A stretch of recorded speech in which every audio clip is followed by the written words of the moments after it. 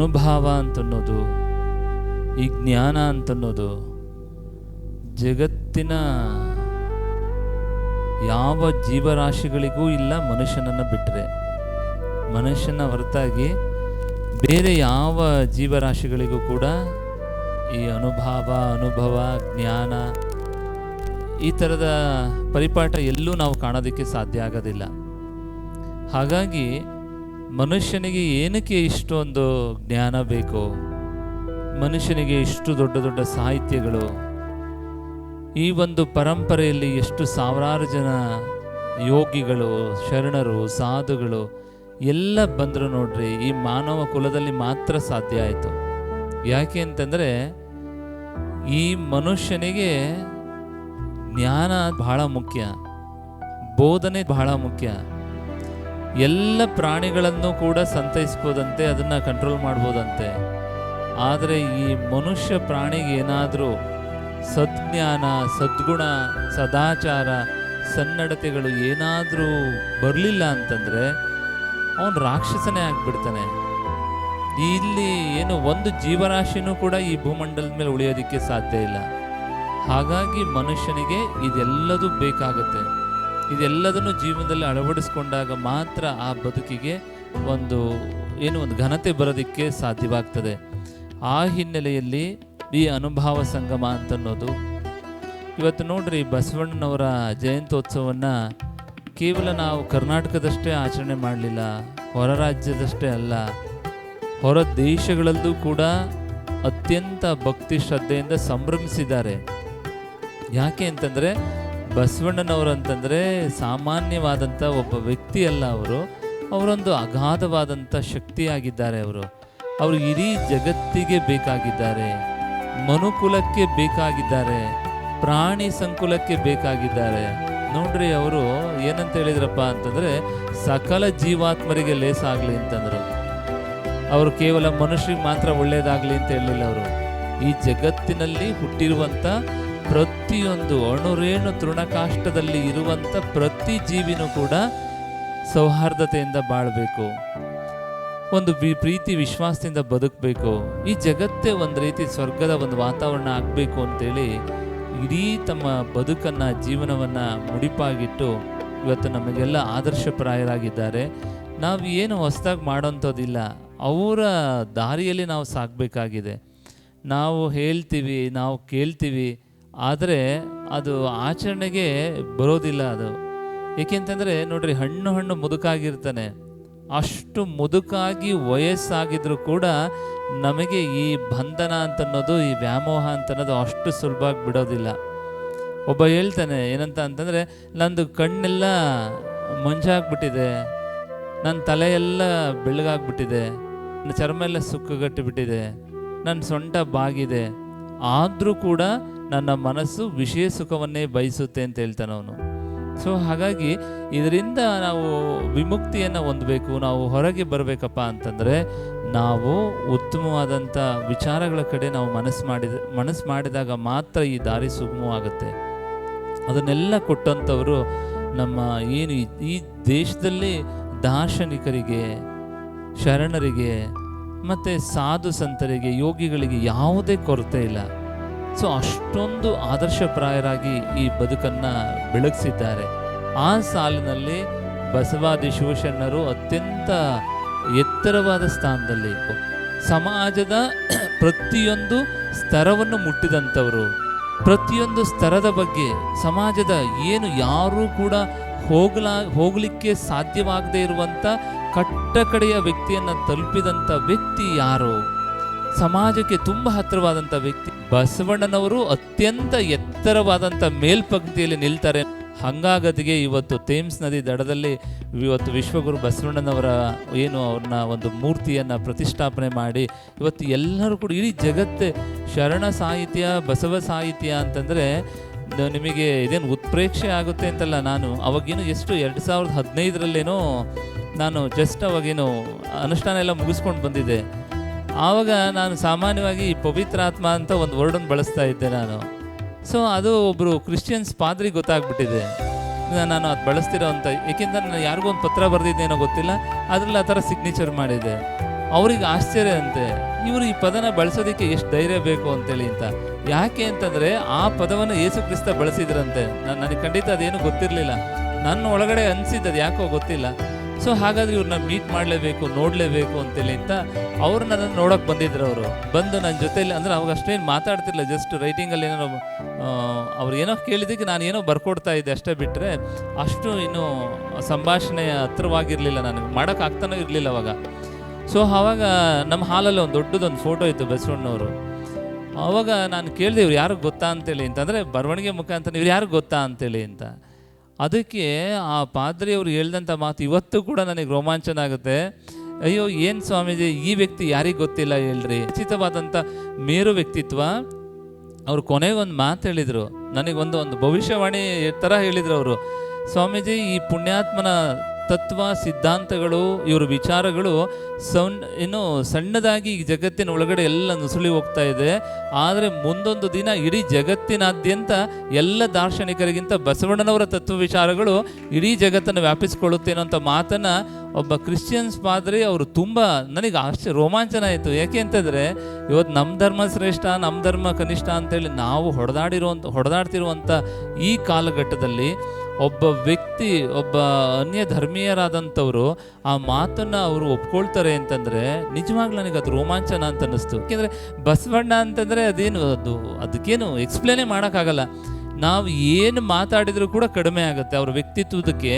ನಮ್ಮ ಪದಗಳನ್ನೇನಾದರೂ ನಾವು ಬಳಕೆ ಮಾಡಿದ್ವು ಅಂತಂದರೆ ನಿಜವಾಗಿಯೂ ಕೂಡ ಅವರ ಎಲ್ಲಿ ನಾವು ವ್ಯಕ್ತಿತ್ವವನ್ನು ನಾವು ಕಡಿಮೆ ಮಾಡ್ತೀವ, ಅವ್ರ ಘನತೆಯನ್ನು. ಏಕೆಂದರೆ ಅವ್ರನ್ನ ಹಿಡಿಯೋದಕ್ಕೆ ಆಗಲ್ಲ, ಪದಗಳು ಸೋತು ಹೋಗ್ಬಿಡುತ್ತಂತೆ. ಅವರ ವ್ಯಕ್ತಿತ್ವ, ಅವ್ರ ಘನತೆ, ಅವ್ರ ಪ್ರೀತಿ, ದಯೆ, ಅದು ಏನು ಅದು ನಾವು ಅವರ ಒಂದು ಸಾಸಿವೆ ಕಾಳಿನಷ್ಟು ಕೂಡ ನಾವು ನಿಜವಾದ ಜೀವನದಲ್ಲಿ ಅನುಸರಿಸೋಕ್ಕೆ ಸಾಧ್ಯ ಇಲ್ಲ. ಆ ವ್ಯಕ್ತಿಯನ್ನು ಇನ್ನೊಬ್ಬ ಅಕಸ್ಮಾತ್ ಏನಾರು ಅವ್ರ ತತ್ವಗಳನ್ನು ಮೀರಿ ಏನಾದರೂ ನಾನು ದೊಡ್ಡ ದಾರ್ಶನಿಕನಾಗಿ ಬೆಳಿತೀನಿ ಅಂತಂದರೆ ಅವ್ರು ಯಾವುದನ್ನು ಉಳಿಸಿಲ್ಲ. ಅದಕ್ಕಿಂತ ಹೆಚ್ಚಿಂದ ಏನೂ ಮಾಡೋಕ್ಕೆ ಸಾಧ್ಯನೇ ಇಲ್ಲ. ನೋಡ್ರಿ, ಅದು ಹೆಂಗೆ ಸಾಧ್ಯ ಆಯಿತು?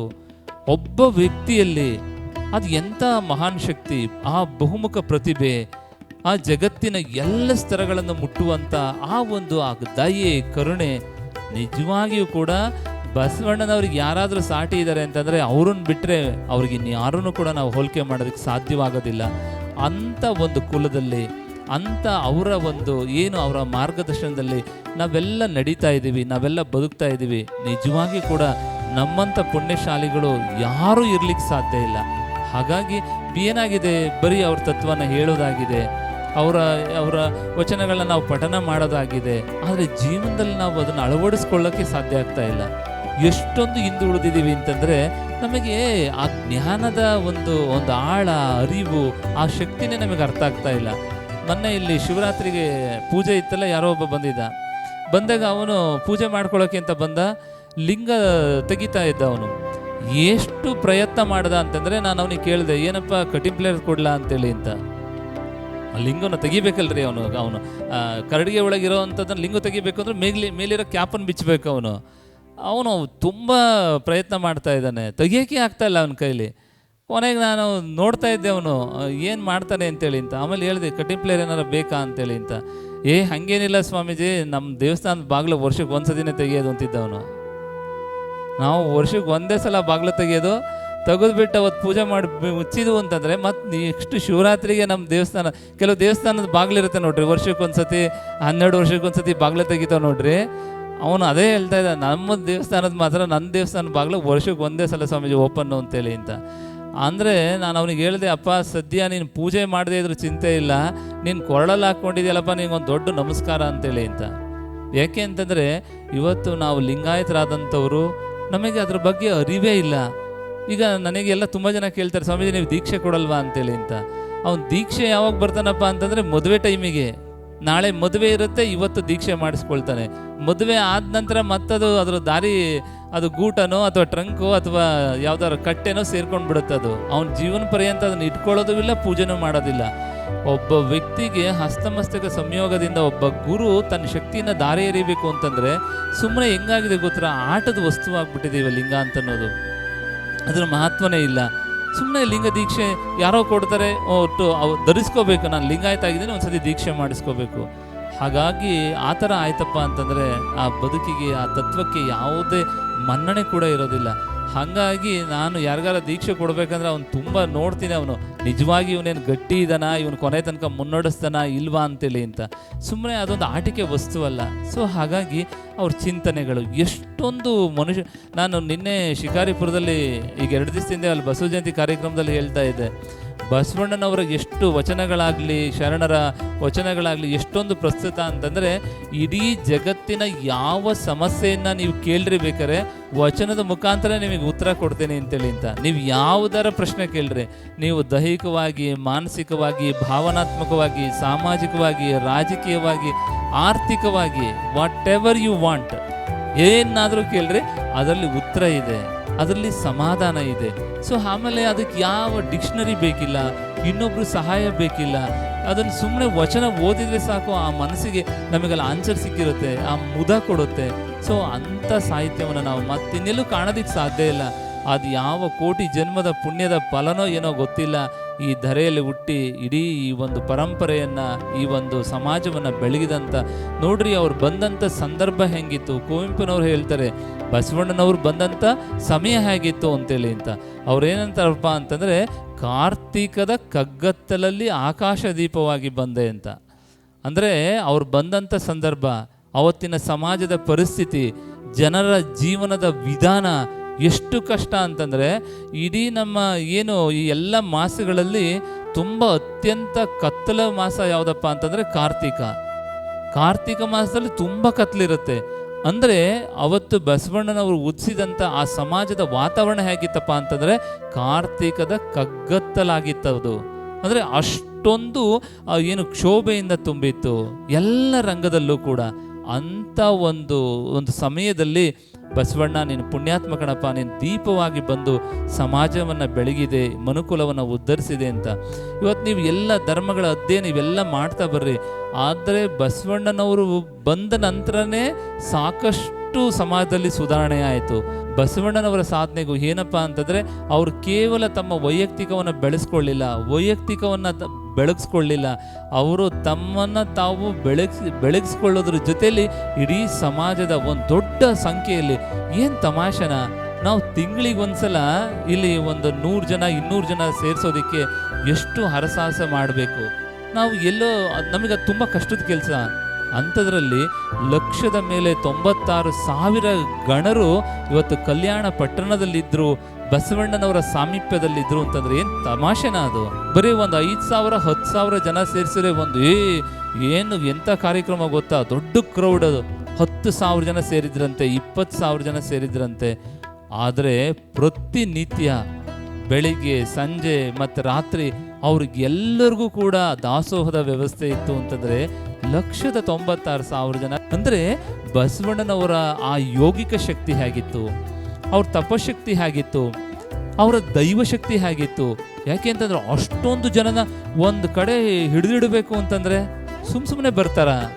ಇವತ್ತು 10 ಜನ ಸೇರಿಸೋದು ಕಷ್ಟ, 100 ಜನ ಸೇರಿಸೋದು ಕಷ್ಟ. ಇವತ್ತು ಹಾರ್ಟ್ ಆಫ್ ದಿ ಸಿಟಿನಲ್ಲಿ ಒಂದು ಯಾವುದೋ ಒಂದು ಸಂಘ ಇರುತ್ತೆ, ಸಂಸ್ಥೆ ಇರುತ್ತೆ. ನಾನು ಕೆಲವು ಕಾರ್ಯಕ್ರಮಗಳಿಗೆ ಹೋಗ್ತೀನಲ್ರಿ, ಹಾರ್ಟ್ ಆಫ್ ದಿ ಸಿಟಿ ಇರುತ್ತೆ. ಆ ಸಿಟಿಗಳಲ್ಲಿ ಹೋಗಿ ನೋಡಿದರೆ ಸತ್ಸಂಗ ಅಂತಂದರೆ 25 ಜನ ಇರ್ತಾರೆ, ಒಂದು 15 ಜನ ಇರ್ತಾರೆ.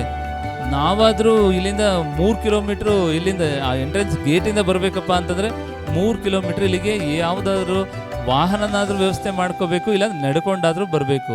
ಯಾಕೆಂದರೆ ಅಷ್ಟು ಅಕ್ಸೆಸ್ ಇಲ್ಲ ಇಲ್ಲಿ. ಆದರೂ ಕೂಡ ನಿಮ್ಮ ಏನು ಆ ಭಕ್ತಿ ಪ್ರೀತಿಗೆ ಅದು ಬೆಲೆ ಕಟ್ಟೋದಕ್ಕಾಗೋದಿಲ್ಲ ಅಂತ ಹಾರ್ಟ್ ಆಫ್ ದಿ ಸಿಟಿ ಇಲ್ಲಿ. ಮೊನ್ನೆ ಕಾರ್ಯಕ್ರಮ ಜಸ್ಟ್ 8 ಗಂಟೆ ಆಗಿದೆ ಅಷ್ಟೇ ರಾತ್ರಿ. ಎಲ್ಲ ಅವ್ರವ್ರ ಪಾಡಿಗೆಲ್ಲ ಎದ್ದೋಗ್ತಾ ಇದ್ದಾರೆ.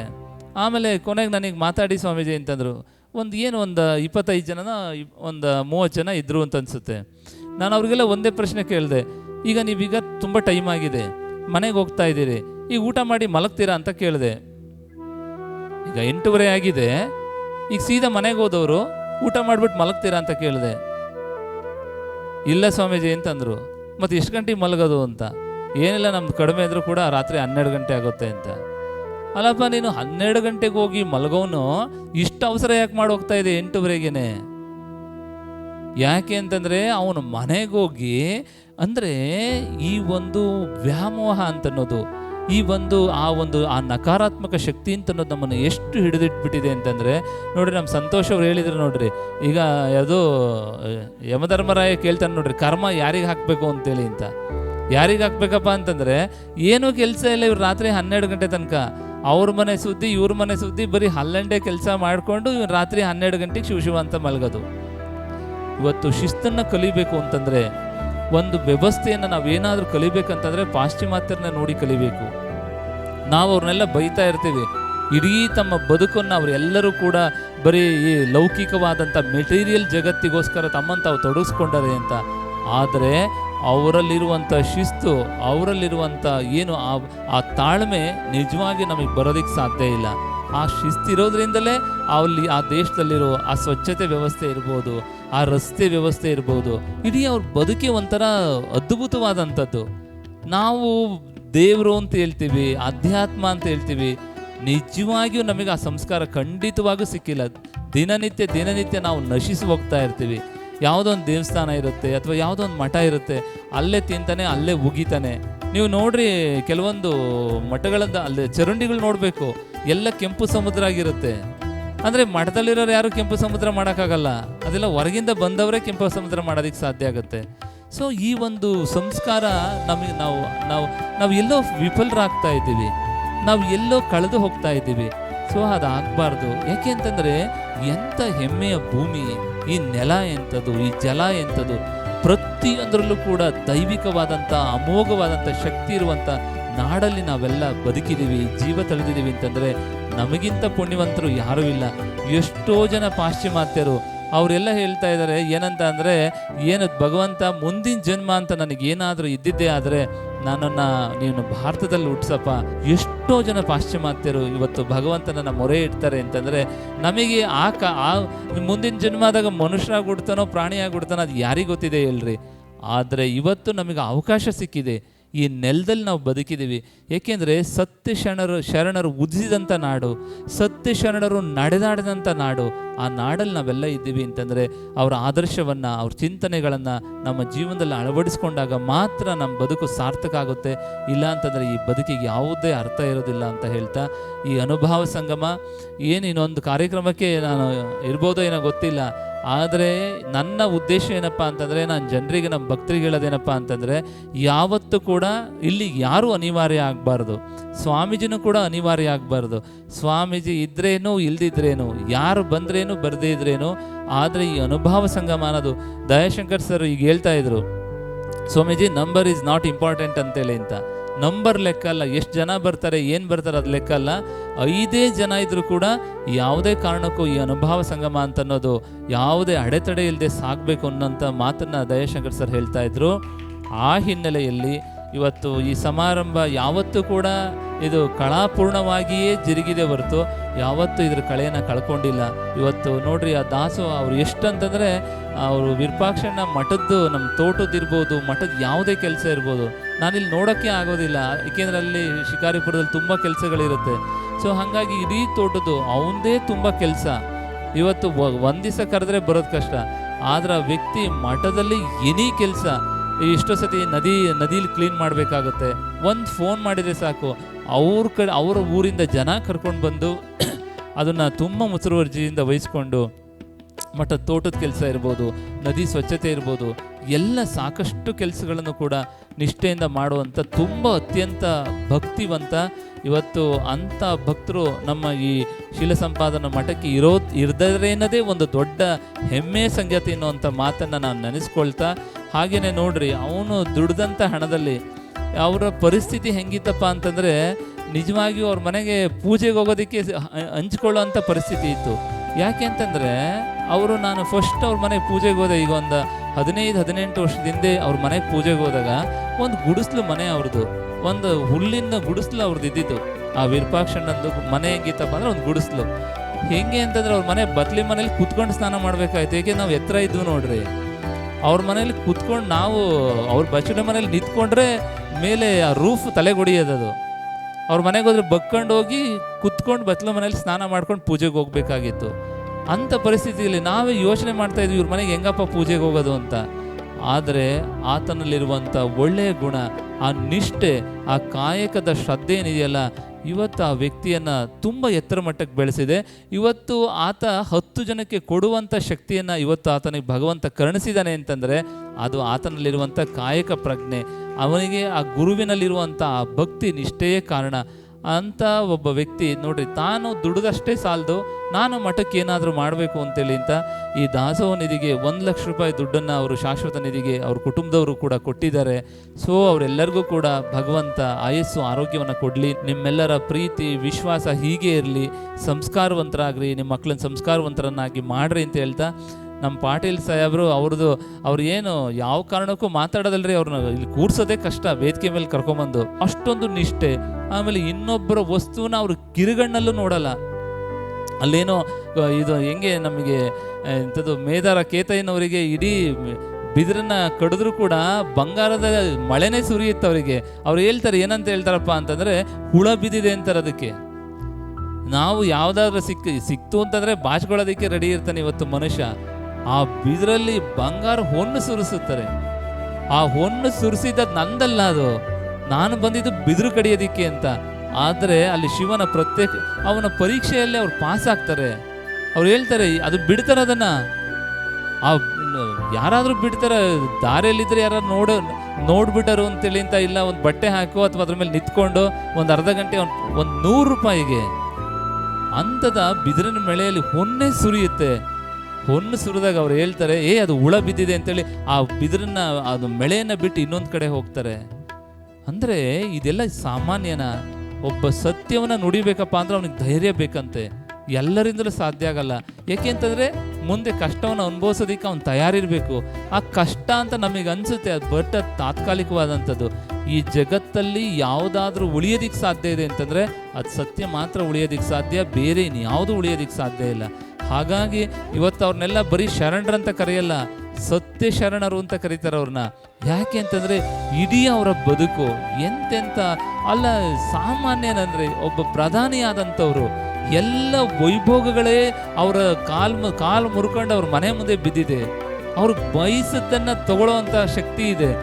ಆದರೆ ಎಲ್ಲದು ಇದ್ದೂ ಕೂಡ ಇಲ್ಲದಂತೆ ಆ ನಿಜವಾದ ವೈರಾಗಿ ಯಾರಪ್ಪ ಅಂತಂದರೆ ಆ ಬಸವಣ್ಣನವರು, ಬಸವಾದಿ ಶಿವಶರಣರು ಅಂತ ನಾವೆಲ್ಲ ಹೆಮ್ಮೆಯಿಂದ ಹೇಳ್ಬೋದು.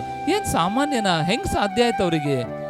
ಇದೆಲ್ಲ ನಮಗೆ ಒಂದೊಂದ್ಸತಿ ಯೋಚನೆ ಆಗುತ್ತೆ, ನಿಜವಾಗ್ಲೂ ಇದೇನು ನಿಜನಾ, ಇದೇನು ಕಥೆನಾ ಅಂತೇಳಿ ಅಂತ. ಯಾಕೆಂತಂದ್ರೆ ಇಂಥ ಒಬ್ಬ ಮನುಷ್ಯ, ರಕ್ತ ಮಾಂಸಗಳು ಮೂಳೆಗಳು ಇದ್ದಂಥ ಒಬ್ಬ ವ್ಯಕ್ತಿ ನಿಜವಾಗಿ ಕೂಡ 12ನೇ ಶತಮಾನದಲ್ಲಿ ಬದುಕಿದ್ರ, ಹಾಗೆ ಬಾಳಿದ್ರ ಒಬ್ಬ ಮನುಷ್ಯ. ಏಕೆಂದ್ರೆ ಎಷ್ಟು ಕಷ್ಟ, ಎಷ್ಟು ನೋವು, ಇಷ್ಟೆಲ್ಲದ್ರ ಜೊತೆಗೂ ಕೂಡ ಅವ್ರ ಸಹನೆ, ಯಾರಿಗೂ ಕೂಡ ಇನ್ನೊಬ್ಬನಿಗೆ ಕೆಟ್ಟದನ್ನು ಬಯಸ್ದಂಗಿರೋದು, ಇಡೀ ತಮ್ಮ ಅಣು ರೇಣು ತೃಣಕಾಷ್ಟಗಳನ್ನು ಸಮಾಜಕ್ಕಾಗಿ ದಾರಿ ಎರೆಯೋದು ಹೆಂಗಪ್ಪ ಸಾಧ್ಯ ಆಯಿತು? ಕೇವಲ ಅದರ ಒಂದು ಸಾಸಿವೆ ಕಾಳಷ್ಟು ನಾವು ಅಳವಡಿಸ್ಕೊಳ್ಳೋಕ್ಕಾಗೋದೇ ಇಲ್ಲ. ಏಕೆಂತಂದರೆ ಅವ್ರು ಏನಂತ ಹೇಳ್ತಾರೆ, ತನುವ ಬೇಡಿದಡಿ ಇವೆ, ಮನವ ಬೇಡಿದಡಿ ಇವೆ, ಧನವ ಬೇಡಿದಡಿ ಇವೆ, ನಿಮ್ಮ ಶರಣಂಗೆ ಅಂತಾರೆ. ಅವ್ರು ಹಂಗೆ ಹೇಳಲ್ಲ. ನಿಮ್ಗೇನಪ್ಪ ಬೇಕಾ? ದೇಹ ತನು ಬೇಕಾ ನಿನಗೆ? ನನ್ನ ಮನಸ್ಸು ಬೇಕಾ? ನನ್ನ ಧನ ಬೇಕಾ? ಏನು ಬೇಕು ಹೇಳಿ ನಿನಗೆ? ಯಾವ ಮಟ್ಟಕ್ಕೆ ಕಲ್ಯಾಣದಲ್ಲಿ ಬಸವಣ್ಣನವರ ಪ್ರಭಾವ ಯಾವ ಮಟ್ಟಕ್ಕಾಗಿತ್ತು? ಇಡೀ ದೇಶ ತುಂಬ ಪ್ರಚಾರ ಆಗುತ್ತೆ. ದೇಶದಲ್ಲಿ ಎಲ್ಲೆಲ್ಲಿ ಓದವರೆಲ್ಲ ಮಾತಾಡ್ತಾರೆ, ಬಸವಣ್ಣ ಕೇಳಿದ್ದನ್ನು ಕೊಡ್ತಾರೆ ಅಂತ, ನೀವು ಕೇಳಿದ ಬೇಡಿದ್ದನ್ನು ಕೊಡ್ತಾರೆ ಅಂತ. ಅದನ್ನು ನೋಡೋದಕ್ಕೋಸ್ಕರ ಸಹಸ್ರಾರು ಜನ ಯತಿಗಳು, ಸಾಧುಗಳು, ಸಂತರು ಕಲ್ಯಾಣದಲ್ಲಿ ಮೇಳೈಸಿದಾರೆಲ್ಲ. ಆದರೆ ಬಸವಣ್ಣನವರ ಪ್ರಭಾವ ಎಂಥದ್ದು, ಬಸವಣ್ಣನವರ ಶಕ್ತಿ ಎಂಥದ್ದು. ಕೊನೆಗೆ ಒಂದು ದಿವಸ ಹೇಳ್ತಾರೆ ಅವರನ್ನೇ, ಬೇಡುವರಿಲ್ಲದೆ ಬಡವನಾದ್ನಲ್ಲಪ್ಪ ನಾನು ಅಂತೇಳಿ. ನೀನು ಶ್ರೀಮಂತನಾಗಬೇಕಪ್ಪ ಅಂತಂದರೆ ಯಾರಾದರೂ ನಿನ್ನ ಹತ್ರ ಭಿಕ್ಷೆಗೆ ಬಂದರೆ ಮಾತ್ರ ಸಾಧ್ಯ. ನಿನ್ನ ಹತ್ರ 1000 ಕೋಟಿ ಇದೆ ಅಂತಂದ್ರೆ ನೀನು ಶ್ರೀಮಂತ ಅಲ್ಲ. ಯಾರಪ್ಪ ಶ್ರೀಮಂತ? ನಿನಗೆ ಕೊಡೋ ಶಕ್ತಿ ಇದ್ರೆ ಮಾತ್ರ ಶ್ರೀಮಂತ. ನೀನು ಕೊಟ್ಟರೆ ಮಾತ್ರ ಶ್ರೀಮಂತನಾಗ್ತೀಯ. ನೀನು ಕೊಡಲಿಲ್ಲ ಅಂತಂದರೆ ನೀನು ಯಾವತ್ತೂ ಕೂಡ ದೊಡ್ಡವನಾಗೋದಕ್ಕೆ ಸಾಧ್ಯ ಇಲ್ಲ. ಇವತ್ತು ಭಗವಂತನನ್ನ ಏನಂತ ಕರೀತಾರೆ ಹೇಳ್ರಿ? ಅವನ ಬರೀ ದಾನಿ ಅಂತನೋಲ್ಲ, ಏನಂತ ಕರೀತಾರೆ? ಅವನ್ನ ಮಹಾದಾನಿ ಅಂತ ಕರೀತಾರೆ.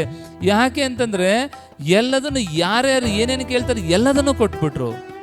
ಹಾಗೆ ಬಸವಣ್ಣವರು ಕೇಳಿದ್ದನ್ನೆಲ್ಲ ಕೊಟ್ಟರು. ಕೊನೆಗೇನಂತಾರೆ ಅವರು? ಏನಪ್ಪ ಬೇಡವರು ಇಲ್ಲದೆ ನಾನು ಬಡವನಾಗ್ಬಿಟ್ಟೆ ಕಲ್ಯಾಣದಲ್ಲಿ ಅಂತೇಳಿ. ಯಾಕೆ ಯಾಕೆ ಬಡವರಾದ್ರು ಬಸವಣ್ಣವರು ಅಂತಂದ್ರೆ ಕೊಡೋದಿಕ್ಕೆ ಯಾರೂ ಇಲ್ಲ. ಅವರ ಅವ್ರ ನಡೆ, ಅವ್ರ ನುಡಿ, ಅವ್ರ ವಿಚಾರಧಾರೆ ಯಾವ ಮಟ್ಟಕ್ಕೆ ಕಲ್ಯಾಣದಲ್ಲಿ ಅವ್ರನ್ನ ಆ ಛಾಪನ ಮೂಡಿಸುತ್ತೆ ಆ ಬಂದಂಥ ಸಾಧುಗಳಲ್ಲಿ, ಯೋಗಿಗಳಲ್ಲಿ ಅಂತಂದ್ರೆ ಪ್ರತಿಯೊಬ್ಬನೂ ಕೂಡ ಕಾಯಕ ಮಾಡಬೇಕು, ದುಡದೆ ತಿನ್ನಬೇಕು ಅನ್ನೋಂಥ ಆ ಭಾವ, ಅವರ ಭಾವನೆಯನ್ನ ಏನು ಎಲ್ಲರ ಮೇಲೂ ಆ ಪ್ರಭಾವ ಬೀರಿಸ್ತಾರಲ್ಲ. ಸೊ ಹಾಗಾಗಿ ಬಸವಣ್ಣವ್ರ ಹತ್ರ ಬಂದು ಬೇಡವ್ರು ಯಾರು? ಬಂದವರೆಲ್ಲರೂ ಕೂಡ ಒಂದೊಂದು ಕಾಯಕದಲ್ಲಿ ತಮ್ಮಂತ ಅವ್ರು ತೊಡಗಿಸ್ಕೊಳ್ತಾರೆ. ಹಾಗಿದ್ದಾಗ ಯಾರಿಗಾದ್ರೂ ಕೊರತೆ ಇರುತ್ತಾ? ಕಾಯಕ ಅಷ್ಟೇ ಮಾಡಬೇಡ್ರಿ, ನೀವು ದುಡ್ದಿದ್ರಲ್ಲಿ ಸ್ವಲ್ಪ ಕೊಡ್ರಿ, ದಾಸೋಹ ಮಾಡ್ರಿ, ಇಲ್ಲ ಅಂತಂದ್ರೆ ಭಗವಂತ ಮೆಚ್ಚೋದಿಲ್ಲ ಅಂತ ಹೇಳ್ತಾರೆ. ಏನು ಕಾನ್ಸೆಪ್ಟ್ ಅದು? ಏನು ಜೀವನ, ಅವರ ವಿಧಾನ, ಅವ್ರ ಬದುಕು, ಅದನ್ನು ಎಕ್ಸ್ಪ್ಲೇನ್ ಮಾಡೋಕ್ಕೆ ಆಗಲ್ಲ. ರೋಮಾಂಚನ ಆಗುತ್ತೆ ನಮಗೂ ಒಂಥರ. ಏಕೆಂತಂದರೆ ಅವರಿಗೆ ಸಂಸಾರ ಇತ್ತು, ಅವರಿಗೆ ತುಂಬ ದೊಡ್ಡ ಜವಾಬ್ದಾರಿ. ನಾವು ಏನೂ ಅಲ್ಲ, ನಮ್ಮ ಜವಾಬ್ದಾರಿ ಯಾವ ಮೂಲೆಗೂ ಅಲ್ಲ. ಅದು ಒಂದು ರಾಜ್ಯದ ಒಬ್ಬ ಪ್ರಧಾನಿಯಾದಂಥವ್ರು ಎಷ್ಟೊಂದು ಸಮಸ್ಯೆಗಳನ್ನ ಎದುರಿಸ್ಬೇಕು, ಸಾಮಾಜಿಕವಾಗಿ, ರಾಜಕೀಯವಾಗಿ, ಆರ್ಥಿಕವಾಗಿ. ಎಲ್ಲೂ ಕೂಡ ಒಂದು ಕಿಂಚಿತ್ತೂ ಕೂಡ ವಿಚಲಿತನಾಗದೆ ಎಂಥ ಆಧ್ಯಾತ್ಮಿಕ ಅವರ ಶಕ್ತಿ ಅಂತ ಅನ್ನೋದು. ಅಲ್ಲಮ್ಮ ಪ್ರಭುಗಳು ಬಂದಾಗ ಅವರು ಕಾಣೋಂಥ ರೀತಿ, ಆ ಸಂಭಾಷಣೆ, ಆ ಶೂನ್ಯ ಸಂಪಾದನೆ ಓದ್ತಾ ಇದ್ಬಿಟ್ರೆ ಅದೇನು ಅಷ್ಟಿಷ್ಟಲ್ರಿ ರೋಮಾಂಚನ ಆಗ್ತಾ ಇರುತ್ತೆ. ಹೆಂಗೆ ಸಾಧ್ಯ ಇದು? ಸೊ ಹಾಗಾಗಿ ನಾವು ಎಲ್ಲೋ ಕೂತ್ಕೊಂಡು ಕೆಲ್ಸಕ್ಕೆ ಬಾರದ ಯಾರೋ ಅವ್ರ ಮನೆ ಸುದ್ದಿ, ಇವ್ರ ಮನೆ ಸುದ್ದಿ, ಹರಟೆ ಹೊಡ್ಕೊಂತ, ಅವನು ಕಂಡ್ರೆ ಇವನಿಗಾಗಲ್ಲ, ಇವನ್ ಕಂಡ್ರೆ ಅವನಿಗಾಗಲ್ಲ. ಒಂದು ಟಿ ವಿ ಹಚ್ಚಿದ ಅಂತಂದರೆ ಟಿ ವಿಲೇನು ಅದೇನು ಬರೀ ಯಾವುದೋ ಒಂದು ಸುದ್ದಿನ ಸುಮ್ಮನೆ ಅದನ್ನೇ ತೋರಿಸ್ತಾ ಇರ್ತಾರೆ. ಇವನಿಗೆ ಕುತೂಹಲ, ಅವನೆಲ್ಲಿ ಬಂದ, ಇವನೆಲ್ಲಿ ಬಂದ, ಅವನ್ನೆಲ್ಲಿ ಇದು ಮಾಡಿದ್ರು, ಇವನ್ನೆಲ್ಲಿ ಇದು ಮಾಡಿದ್ರು. ಏನೂ ಕೆಲಸ ಇಲ್ಲ ಅವನು. ಯಾವುದಾದ್ರು ಸುಮ್ಮನೆ ಒಂದು ಟೆಂಪ್ಟ್ ಮಾಡೋಂಥದ್ದು ಅಷ್ಟೇ. ಏನಿದೆ ಹೇಳ್ರಿ ಅದರಲ್ಲಿ? ಎಂಥ ಸಾಹಿತ್ಯ, ಎಂಥ ಬದುಕು. ನೀವು ಲಿಂಗ ಪೂಜೆಯಲ್ಲಿ ಕೂತ್ಕೊಂಡು ತಳ್ಳೀನ್ರಾದರೆ, ಮೊನ್ನೆ ನಾನು ನಮ್ಮ ರುದ್ರಮುನಿ ಸ್ವಾಮೀಜಿಯವರು ಬಹಳ ದಿವಸಗಳ ನಂತರ ನಾನು ಗದ್ಗೆಗೆ ಹೋಗಬೇಕು, ಪೂಜೆ ಮಾಡಬೇಕು ಅಂದ್ಕೊಂಡಿದ್ದೆ, ಆಗ್ತಾನೆ ಇರಲಿಲ್ಲ. ಮೊನ್ನೆ ಹೋಗಿ ಇಂಥದ್ದು ಅಲ್ಲಿ ಪೂಜೆ ಕೂತ್ಕೊಂಡ್ರೆ ಒಂದು 4 ಗಂಟೆ ಆಗಿದೆ ಪೂಜೆ ಮುಗಿಯೋಷ್ಟೊತ್ತಿಗೆ. ಅದು ಏನು ಆನಂದ, ಅದು ಏನು ರೋಮಾಂಚನ, ಒಂಥರ ಪ್ರಾಕ್ಟಿಕಲ್ ಅವ್ರ ಬದುಕು. ಎಲ್ಲ ಪ್ರಶ್ನೆಗಳಿಗೂ ಕೂಡ ಸಮಾಧಾನ ಸಿಗುವಂಥ ಏಕೈಕ ಸಾಹಿತ್ಯ ಯಾವುದಾದ್ರೂ ಇದ್ದರೆ ಅದನ್ನು ಶರಣ ಸಾಹಿತ್ಯ, ವಚನ ಸಾಹಿತ್ಯ ಅಂತ ನಾವು ಹೆಮ್ಮೆಯಿಂದ ಹೇಳ್ಕೊಬೋದು. ಆಮೇಲೆ ಅದಕ್ಕೆ ವಿತೌಟ್ ಡಿಕ್ಷನರಿ, ಅದಕ್ಕೆ ಇನ್ನೊಬ್ಬ ಹೆಲ್ಪೇ ಬೇಕಿಲ್ಲ. ಸುಮ್ಮನೆ ನೀವು ದಿನನಿತ್ಯ ಸುಮ್ಮನೆ ಓದ್ಕೊತ ಹೋದ್ರಿ, ನೀವೇನಾದರೂ ವಚನಗಳನ್ನ ಓದ್ತಾ ಹೋದ್ರೆ ನನ್ನ ಸಮಸ್ಯೆಗೆ ಬರೆದಿದ್ದಾರೆ, ನನ್ನ ಇತಿಹಾಸನೇ ಬರೆದಿದ್ದಾರೆ ಅಂತ ಅನ್ಕೊತೀರಿ. ಅಂದರೆ ಅಷ್ಟೊಂದು ಹೃದಯ ಸ್ಪರ್ಶಿ, ನಮಗೆ ತುಂಬ ಹತ್ತಿರ ಆಗುತ್ತೆ. ನಮ್ಮನ್ನು ಬಿಟ್ಟು ಬರೆದಿರಿ. ಬೇರೆ ಸಾಹಿತ್ಯ ಓದಿದಾಗ ಇದು ನಮಗೆಲ್ಲ ಬಿಡೋ ಮರೆಯ, ಇದು ಯಾರಿಗೋ ಸಾಧು ಸಂತರಿಗೆ, ಇದು ಯೋಗಿಗಳಿಗೆ, ಯತಿಗಳಿಗೆ ಮುಕ್ತಿ ಅಂತಾರೆ, ಇನ್ನೊಂದು ಅಂತಾರೆ. ಬಟ್ ವಚನ ಸಾಹಿತ್ಯ ಹಾಗಲ್ಲ. ನನ್ನ ಪ್ರಾಬ್ಲಮ್ ಇದೆಯಲ್ಲೋ, ಇಲ್ಲಿ ನನ್ನ ಸಮಸ್ಯೆನೇ ಇದೆಯಲ್ಲ, ನನಗೆ ಇಲ್ಲಿ ಆನ್ಸರ್ ಇದೆಯಲ್ಲ. ಪ್ರತಿಯೊಂದು ಪ್ರಶ್ನೆಗೂ ಕೂಡ ಅವು ಉತ್ತರ ಕೊಡುವಂಥ ಸಾಮರ್ಥ್ಯ ಇವತ್ತು ವಚನ ಸಾಹಿತ್ಯದಲ್ಲಿದೆ. ಅದು ಹೆಂಗೆ ಬರೆದ್ರು ಅದೆಲ್ಲ ಸಾಮಾನ್ಯವಾದ ಕೆಲಸ ಅಲ್ಲ ಬಿಡ್ರಿ. ಒಬ್ಬ ಎಷ್ಟು ಕೋಟ್ಯಾಂತರ ವರ್ಷಕ್ಕೊಬ್ಬ ಅಂತ ಮಹಾನುಭಾವ ಹುಟ್ಟೋದಿಕ್ಕೆ ಸಾಧ್ಯ. ಅವ್ರು ಹುಟ್ಟಿದಂಥ ನೆಲದಲ್ಲಿ ನಾವು ಹುಟ್ಟಿದ್ದೀವಿ. ಅವ್ರು ನಡೆದಂಥ ದಾರಿಯಲ್ಲಿ ನಾವು ಸಾಕ್ತಾ ಇದ್ದೀವಿ. ಇದು ದೊಡ್ಡ ಹೆಮ್ಮೆ. ಅದಕ್ಕೆ ಹೇಳ್ತಾರೆ ನೋಡ್ರಿ, ಎಲ್ಲಪ್ಪ ಅಂತಂದರೆ ಆಡು ನಡೆದಂಥ ದಾರಿಯಲ್ಲಿ ಎಲ್ಲರೂ ನಡೆಯೋಕ್ಕಾಗಲ್ವಂತೆ. ಆಡು ನಡೆದಂಥ ದಾರಿಯಲ್ಲಿ ಎಲ್ಲರೂ ನಡೆಯೋಕ್ಕಾಗಲ್ಲ, ಆದರೆ ಆನೆ ನಡೆದಂಥ ದಾರಿಯಲ್ಲಿ ಯಾರು ಬೇಕಾದರೂ ನಡೀಬೋದಂತೆ. ಹಾಗೆ ಇವತ್ತು ನಮ್ದು ಹೆಂಗಾಗಿದೆ ಅಂದರೆ ಗಜಮಾರ್ಗ. ಇವತ್ತು ಬಸವಣ್ಣವ್ರು ಕೊಟ್ಟದ್ದು ದೊಡ್ಡ ಒಂದು ಹೈವೇ ಕೊಟ್ಟಿದ್ದಾರೆ. ಅದರಲ್ಲಿ ಯಾರು ಬೇಕಾದರೂ ನಡೆದು ಹೋಗ್ಬೋದು. ಸಣ್ಣವನು ನಡೆದು ಹೋಗ್ಬೋದು, ದೊಡ್ಡವನು ನಡೆದು ಹೋಗ್ಬೋದು, ಶ್ರೀಮಂತನೂ ನಡೆದು ಹೋಗ್ಬೋದು, ಯಾರು ಬೇಕಾದರೂ ನಡೆದು ಹೋಗ್ಬೋದು. ಅಂಥ ಒಂದು ಮಹತ್ತರವಾದಂಥ ಒಂದು ಏನು ಆ ಪರಂಪರೆ ನಾವು ಬೆಳೆದಿದ್ದೀವಿ, ನಾವು ಹುಟ್ಟಿದ್ದೀವಿ. ಆ ಬದುಕನ್ನು ಚೆನ್ನಾಗಿ ಸಾರ್ಥಕ ಮಾಡ್ಕೊಳ್ಳೋಣ ಅಂತ ಹೇಳ್ತಾ 100ಕ್ಕೆ 99.9% ಜನರು ಯಾರಿಗೋಸ್ಕರ ನಿಮ್ಮ ಅಮೂಲ್ಯ ಸಮಯ ವ್ಯಯ ಆಗಿತ್ತೋ, ಯಾವುದಕ್ಕೋಸ್ಕರ ನೀವು ಇಡೀ ಕ್ಷಣ ಹಾಪಾಪಿಸ್ತಾ ಇದ್ರು, ಎಲ್ಲರ ಬದುಕು ರಿಗ್ರೆಟೇನೆ. ಕೊನೆಯಲ್ಲಿ ಒಂಥರ ದುರಂತದ ಜೀವನ. ಎಲ್ಲ ಹಿಂಗಂತನ ಕೈ, ಏನು ಮಾಡೋಣಪ್ಪ, ಇಷ್ಟಕ್ಕೋಸ್ಕರ 100 ವರ್ಷ ಬದುಕಿದ್ದ.